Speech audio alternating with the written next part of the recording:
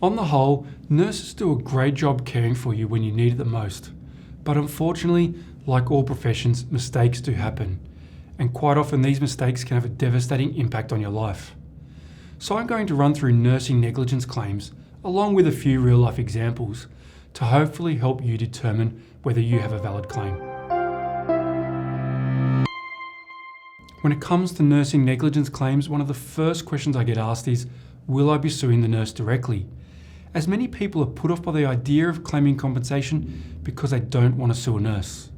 However, it's very unlikely that you'll be suing the nurse involved in your treatment, but rather the claim is usually made against the hospital or clinic's insurer, who will generally pay your compensation. There are a number of situations that can result in nursing negligence, but some of the more common examples include improper patient monitoring, for example not correctly recording observations or vital signs, failure to call a doctor where assistance is required, not properly checking equipment, failure to follow procedures, like when inserting an IV line, administering the wrong medication or incorrect dosage, or failure to communicate clearly with the patient. As with all medical negligence cases, in order to succeed in a claim, you need to prove there was a clear breach of duty, that is, the nurse hasn't provided the standard of care that's expected from them, you suffered an injury or illness as a direct result of that breach, and that injury has caused you to suffer a loss. Now, it's important to realise that not every bad outcome warrants a negligence case. Sometimes things can go wrong despite the nurse's best efforts. A quick way to give you more clarification is by asking yourself, was the treatment below the standard you'd expect from a nurse? And would your injury or loss have been avoided if better nursing care was given? If you've answered yes to these questions, then there's a good chance you could be eligible to make a claim.